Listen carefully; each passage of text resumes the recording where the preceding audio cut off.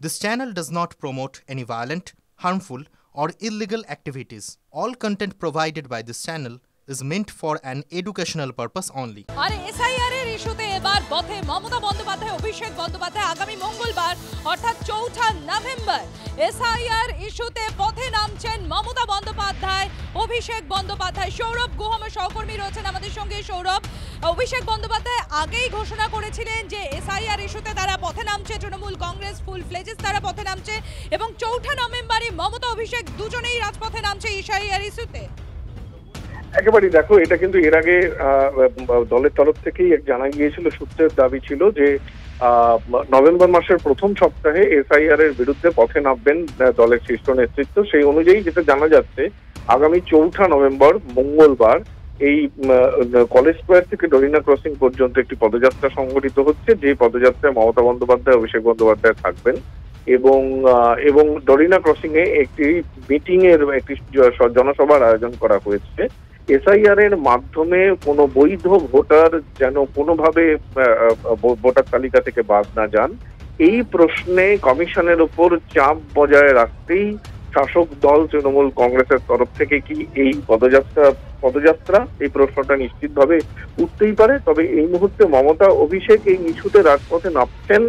গতকালই গোটা দলকে রাস্তায় নামিয়েছেন এক প্রকার অভিষেক বন্দ্যোপাধ্যায়, তারপরেই মমতা অভিষেকের এই মিছিল নিঃসন্দেহে রাজনৈতিকভাবে তাৎপর্যপূর্ণ।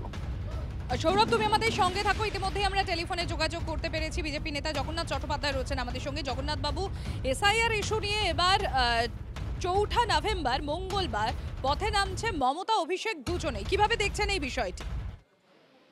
এবং পশ্চিমবঙ্গের নির্বাচনের ক্ষেত্রে, পশ্চিমবঙ্গের বর্তমান পরিস্থিতিতে এসআইআর কোনো বিষয় না, এসআইআর কোনো ইস্যু না। সারা ভারতবর্ষে হচ্ছে, 12টি রাজ্যেও হচ্ছে, কোথাও কোনো তাপ উত্তাপ নেই। পশ্চিমবঙ্গে নিয়ে অযথা ইস্যু তৈরি করা হচ্ছে। তার কারণ পশ্চিমবঙ্গের বাঙালি জবাব চাইছে চাকরি চুরির, পশ্চিমবঙ্গের বাঙালি জবাব চাইছে ধর্মীয় তোষণের, পশ্চিমবঙ্গের বাঙালি জবাব চাইছে সনাতনীদের উপর যে আক্রমণ হচ্ছে, মূর্তি ভাঙা হচ্ছে, মা কালীকে প্রিজন ভ্যানে তোলা হচ্ছে, তার অপশাসনের, দুর্নীতির। তাই পশ্চিমবঙ্গের আসল ইস্যু হচ্ছে চুরি, দুর্নীতি, অপশাসন, আইন শৃঙ্খলার ভেঙে পড়া, মহিলা অসুরক্ষা। এইগুলোই হচ্ছে আসল ইস্যু এবং বাঙালি সেটা ঠিক করে রেখেছে। নানা চেষ্টা করলেও এখান থেকে বাঙালির মনকে ঘোরানো যাবে না। ধন্যবাদ জগন্নাথ বাবু। টেবিল চাপড়ে ভিডিওর ওপর হম্বিতম্বি বিজেপি সাংসদের, মাদারিহাটের ভিডিওকে হুমকি মনোজ টিগ্গার। ত্রাণ বন্টন নিয়ে বচসা মাদারিহাটের ভিডিও ও মনোজ টিগ্গার মধ্যে। বিমাতৃসুলভ আচরণ ভিডিওর, চা শ্রমিকদের জন্য ত্রিপল চেয়েও পাওয়া যায়নি। ভিডিওগিরি ছেড়ে তৃণমূলের ঝান্ডা ধরুন তো মনোজ টিগ্গার। ঘরে ঢুকে স্ট্যান্ডবাজি বিজেপি সাংসদের, পাল্টা আক্রমণে ভিডিও। प्रोसेस क्या? प्रोसेस आपको बोलता है कि टीएमसी का साथ में वहाँ पर ये ट्रिपल बांटो, टीएमसी का साथ में आप चावल बांटो, टीएमसी का सरकारी चीज वहाँ पर बांटो। क्या प्रोसेस में है? कौन संविधान में है कि आप पार्टी के साथ में बैठ करके माले? संविधान में आप पार्टी करने यहाँ पर आए क्या? हाँ, टीएमसी का झंडा लगाओ यहाँ पर, लगाओ इसका। सुनिए लगाना ही पड़ेगा यहाँ पे। दूसरा बोलता सर करके बोलेगा क्या? मैं आपको कितना बार बोला, कितना बार बोला हमको त्रिपाल चाहिए, आप दिया नहीं है बोलता है। और यहाँ से ठीक ठाक क्या बांटा है? क्या नहीं मिलेगा? क्या नहीं मिलेगा? 18 लाख आदमी आपको वोट दिया है, क्या नहीं मिलेगा? हाँ, दूसरा बोलता सर करके बोलेगा क्या? हाँ, तमाशा पड़ा यहाँ पर, तमाशा पार्टी करनी है यहाँ पर कि वीडियोगिरी करना? वीडियोगिरी करना है तो वीडियोगिरी करो, पार्टी करना है तो टीएमसी का झंडा लेके घूमो, टीएमसी का झंडा लेके घूमो। कोई बात नहीं सुनेगा। कितना बार बोला आपको प्लास्टिक चाहिए, आप दिया? मैं ये कहती हूँ, क्या सम्मान दिया? আমাদের প্রতিনিধি রনি এই মুহূর্তে রয়েছেন আমাদের সঙ্গে টেলিফোন লাইনে। রনি, বাংলার রাজনীতিতে মনোজ টিগ্গার মতো ব্যক্তিত্বকে এতটা মেজাজ হারাতে সচরাচর দেখতে পাওয়া যায় না। আচমকা এরকম আচরণ তিনি করলেন কেন? ঠিক কি ঘটেছিল ভিতরে? দেখো, যেমনটা জানা গিয়েছে যে মনোজ টিগ্গা এদিন ডেপুটেশন দিতে গিয়েছিল ভিডিওকে, এবং মাদারিহাটে ভিডিও অমিত চৌরাসিয়া, যার বিরুদ্ধে মূলত অভিযোগ তুলেছেন মনোজ টিগ্গা যে পক্ষপাতিত্ব করা হচ্ছে সরকারি ত্রাণ নিয়ে। এমনকি তৃণমূলের নেতৃত্বের সঙ্গে বৈঠক করে তিনি তৃণমূলের যারা কর্মী সমর্থক রয়েছেন তাদেরকে ত্রাণ ডিস্ট্রিবিউশন করছেন। অথচ যারা সাধারণ মানুষ, অন্যান্যরা যারা ক্ষতিগ্রস্ত হয়েছে এই যে গত কয়েকদিনের বর্ষায় বা এর আগে বন্যায়, তাদের ক্ষতিপূরণ পাচ্ছেন না এবং ত্রাণের জন্য গেলে তাদেরকে ঘুরিয়ে দেওয়া হচ্ছে, তৃণমূলের পঞ্চায়েত প্রধানের কাছে দেখিয়ে দেওয়া হচ্ছে, যার কারণে এদিন মেজাজ হারান মনোজ টিগ্গা এবং এরপরে রীতিমতো প্রথমে উষ্ণ বাক্য বিনিময়, তারপর রীতিমতো তর্কাতর্কি থেকে একটা বচসার পর্যায়ে পৌঁছায়। দীর্ঘক্ষণ এই গন্ডগোল চলে এবং পরবর্তীতে কিন্তু তৃণমূলের নেতৃত্ব ওখানকার যারা বিজেপির কর্মীরা ছিলেন তারা কিন্তু তাকে শান্ত করেন। স্বাভাবিকভাবে প্রশ্ন হচ্ছে একজন ভিডিও কেন তার চেয়ারে বসে সরকারি জায়গা থেকে পক্ষপাতিত্ব করছেন সরকারি ত্রাণ নিয়ে, এই নিয়েই কিন্তু তিনি সুর চড়িয়েছিলেন এবং যা নিয়ে কিন্তু ইতিমধ্যে গোটা রাজনৈতিক মহলে কিন্তু একটা বিতর্ক সৃষ্টি করেছে। বুঝতে পেরেছি, রনি নজর রাখো, ধন্যবাদ তোমায়।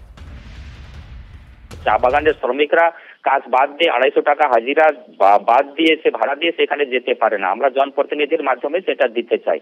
অথচ টিএমসির যারা লিডাররা আছে তারা নিজে গিয়ে আর আমাদের লোকগুলোকে দেয় না, তো তাদের দোষ কি যে বিজেপি করে অপরাধ। তো দীর্ঘদিন ধরে এইভাবে বঞ্চিত হয়ে চলেছে। তারপরে পঞ্চায়েত সমিতিতে আমাদের সুজিত সাহা বলে বিরোধী দল নেতা আছে, তাকে নিয়ম অনুযায়ী তাকে একটা চেম্বার দেওয়া, তাদের বসার ব্যবস্থা করা, কিন্তু বারবার বলার সাথে আমি নিজে গিয়ে বিডিও সাহেবকে বলেছি যে বিরোধী দল নেতাকে সেখানে বসার ব্যবস্থা করা, তাদের জন্য চেয়ার টেবিলের বসার কথা।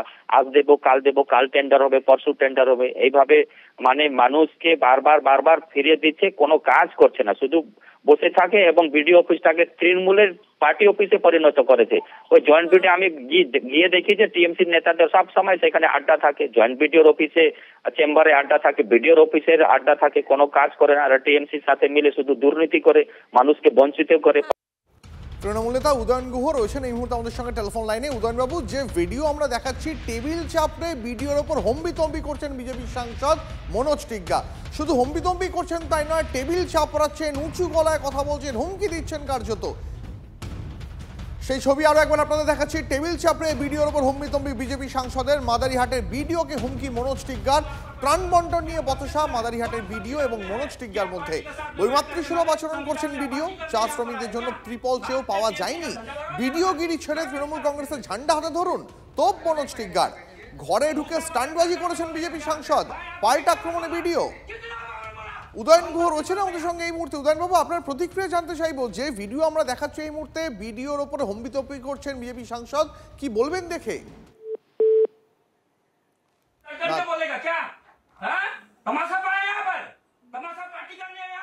যখন ওই এলাকায় ত্রাণ বিলি হয়েছে, মানুষের ত্রাণের প্রয়োজন ছিল, তখন কিন্তু বিডিও সাহেবরা নিজেরা বাড়ি বাড়ি গিয়ে ত্রাণ বিলি করেছে, গ্রামে গ্রামে গিয়ে ত্রাণ বিলি করেছে। তখন কিন্তু মনোজ টিগ্গাকে পাওয়া যায়নি, মানুষ খুঁজে পায়নি। আজকে মনোজ টিগ্গা সরাসরি এসে ভিডিও এসে ঢুকে যেভাবে হম্বিতম্বি করছে, ওকে গ্রেফতার করা উচিত, এটা ওকে গ্রেফতার করা উচিত। ও করতে পারে না এটা, আর তার নিজে 1 কেজি ত্রাণ কোথাও দিতে পারে না, আর ভিডিও কি সরাসরি কাউকে ত্রাণ দিতে পারে? ভিডিওর নিয়ম অনুযায়ী গ্রাম পঞ্চায়েতকে ত্রাণ দিয়ে দেয়, সেখান থেকে ত্রাণটা সেই এলাকার লোকে বিলি হয়। সুতরাং এটা কি মনোজ টিগ্গা জানে না? অনেক চা বাগানে ছাদ ফুটো আছে, সেখান থেকে জল পড়ে, এবার বাগানের লোকেরা কাজ বাদ দিয়ে বিডিও অফিসে এসে সেই তারপরে নিতে পারেন। আমরা বলেছিলাম যে আমাদেরকে যদি আপনারা দিয়ে দেন, কিন্তু টিএমসি তো সবসময় দলবাজি করে, যারা আমাদের বিজেপি করে তাদেরকে দেয় না। তো সেই জন্য আমরা বিডিওকে বলেছিলাম যাতে তারা ত্রাণের যে জায়গাতে ত্রাণ দরকার আছে ত্রাণ পায়। বারবার বলা সত্ত্বেও সেই ভিডিও কিন্তু কোনো কর্ণপাত করে নাই। তাই সেদিনকে আমরা সবাই মিলে গিয়েছিলাম, বলেছি যে এইভাবে যদি আপনি এইভাবে আমাদের লোকগুলোকে যদি আপনি বঞ্চিত করেন, তাহলে আমরাও কিন্তু চুপচাপ বসে থাকবো না। আপনি যদি একটা দলকে নিয়ে চলেন, তাহলে নিশ্চিত করুন আপনি সেই দল, আপনি টিএমসি করুন, আমাদের কোনো আপত্তি নেই, কিন্তু এই চেয়ারে বসে কোনো একটা বিশেষ দলকে আপনি গুরুত্ব দিতে পারবেন না। এবার যে খবরের দিকে আমরা নজর রাখবো, পাঁশকুড়ার বিডিও অফিসকে তৃণমূল কংগ্রেসের কার্যালয়, কারণ বিডিও সরকারি অফিসে বসেই সেখানে অভিষেক বন্দ্যোপাধ্যায়ের বৈঠকে যোগ দেওয়ার অভিযোগ। ব্লক সভাপতি, ব্লক স্তরের নেতারা সবাই সেখান থেকে, সেই সরকারি অফিস থেকেই অভিষেক বন্দ্যোপাধ্যায়ের যে বৈঠক, সেই বৈঠকে যোগ দিয়েছেন বলে অভিযোগ। সোশ্যাল মিডিয়ায় সেই ভিডিও পোস্ট করে তো বিজেপির তরফে। এদিকে ক্ষমতার জোরে দখলদারি তৃণমূল কংগ্রেসের, এমনই কটাক্ষ করা হয়েছে সেই ভিডিও পোস্ট করে গেরুয়া ব্রিগেডের তরফে। পাল্টা আবার জবাব দিয়েছে শাসক দল, পায়ের তলায় মাটি নেই, সবেতেই রাজনীতি, বিজেপিকে পাল্টা জবাব দিয়েছে শাসক দল। যেমন ডিএমকে আমরা জেলার তৃণমূলের সভাপতি হিসাবে দেখি, থানার ওসিকে আমরা ব্লক প্রেসিডেন্ট হিসেবে আমরা দেখি, ঠিক সেম জিনিস আজকে আমরা দেখলাম পাঁশকুড়া পঞ্চায়েত সমিতি, যেটা সরকারি অফিস, সেই সরকারি অফিসে বসে অভিষেক ব্যানার্জির ভার্চুয়াল মিটিং আজকে আমরা করতে দেখলাম, যা কাম্য নয়, গণতন্ত্রের ক্ষেত্রে অত্যন্ত পরিপন্থী। এই সংস্কৃতি অতীতে কোনোদিন আমরা দেখিনি। যে সংস্কৃতি বাংলায় আমদানি করেছে অভিষেক ব্যানার্জির নেতৃত্বাধীন তৃণমূল কংগ্রেস, তা সর্বৈব বাংলার ক্ষেত্রে অত্যন্ত ভয়ঙ্কর এবং ক্ষতিসাধক। ভারতীয় জনতা পার্টির পায়ের তলায় মাটি নেই, সেই কারণে তারা খবরের শিরোনামে থাকার জন্য নানান ধরনের অভিযোগ করতে চাইছে। তো এই ধরনের কোনো খবর আমার কাছে নেই। কখনোই সরকারি অফিসকে তৃণমূল কংগ্রেস তার দলীয় কার্যালয় হিসেবে ব্যবহার করেনি। শুধু খবরের শিরোনামে থাকার জন্য ভারতীয় জনতা পার্টি এই মিথ্যা অভিযোগ করেছে। এই ধরনের কোনো অভিযোগ আমার কাছে নেই। এসআইআর আবহে একটা আতঙ্কের বাতাবরণ তৈরি করতে চাইছে তৃণমূল কংগ্রেস, বিজেপি এমনটাই অভিযোগ করেছে। তার কারণ হুগলির বৈদ্যবাটিতে বিজেপির কার্যালয়, সেখানে ভাঙচুর চালানো হয় এবং এই ভাঙচুর যারা চালায় তারা তৃণমূল কংগ্রেসের কর্মী সমর্থক বলে বিজেপির তরফ থেকে অভিযোগ করা হয়েছে। ইতিমধ্যে এই ঘটনাকে কেন্দ্র করে খুব স্বাভাবিকভাবে সেখানে উত্তেজনার পরিস্থিতি। আমার সহকর্মী আশিক ইনসান এই মুহূর্তে আমার সঙ্গে রয়েছেন টেলিফোনে। আশিক, এই ঘটনার সত্যতা এখনো পর্যন্ত কতটা কি জানা যাচ্ছে? কারা হামলা চালিয়েছে, বিজেপির যে অভিযোগ, তার পরিপ্রেক্ষিতে তৃণমূল কংগ্রেসই বা কি বলছে? দেখো, তোমাকে জানিয়ে রাখবো যে বৈদ্যবাটি পুরসভার 16 নম্বর ওয়ার্ডের জোড়াসবতলার কাছে বিজেপির এই দলীয় কার্যালয় ছিল এবং সেই দলীয় কার্যালয়ে গতকাল রাত্রে দরজা ভাঙা হয়, এমনটাই অভিযোগ করছে স্থানীয় বিজেপি নেতৃত্ব। এবং তাদের যেটা অভিযোগ যে বৈদ্যবাটির যারা তৃণমূল কর্মী রয়েছেন তারাই গতকাল রাত্রে এই কাণ্ড ঘটিয়েছে। যদিও শাসক দলের তরফ থেকে কিন্তু এই যে অভিযোগ, সেই অভিযোগ একেবারেই মিথ্যা বলে তারা দাবি করছেন যে ওই এলাকায় যারা তৃণমূল করে তারা কোনো রকম ভাবে হিংসাত্মক নন। কয়েকজন তো হামলা চালিয়েছে, তাদেরকে কোনোভাবে লোকেট করা গিয়েছে এখনো পর্যন্ত? সে যে দলেরই এখনো অবধি কিন্তু কারা এই হামলা চালিয়েছে সে বিষয়ে কিন্তু এখনো স্পষ্ট কিছু জানা যাচ্ছে না। তবে এই ঘটনার পরে কিন্তু অভিযোগ হয়েছে এবং সেই অভিযোগের ভিত্তিতে কিন্তু তদন্তও শুরু হয়েছে। বিজেপির তরফ থেকে এই অভিযোগ করা হচ্ছে। ধন্যবাদ আশিক। তৃণমূলের লোকজন করেনি, কারণ বিজেপিটাই নেই এইখানে। বিজেপি কোনো জায়গায় ডেপুটেশন দিতে গেলে পরে 5 জন 6 জনের বেশি লোক খুঁজে পাওয়া যায় না। ওদের আমরা পার্টি অফিস ভাঙতে যাবো কেন? ওদের আমরা রাইভাল মনে করি না। কি মিথ্যে অভিযোগ বলবেন?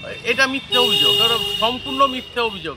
আর 16 নম্বর ওয়ার্ড এমন একটা ওয়ার্ড, সেখানকার কাউন্সিলর একজন মহিলা এবং খুব নিরীহ, এবং ওইখানে যারা দলটা করে তারা উগ্র, কেউ কোনো ছেলে আমাদের দলের ছেলে নেই।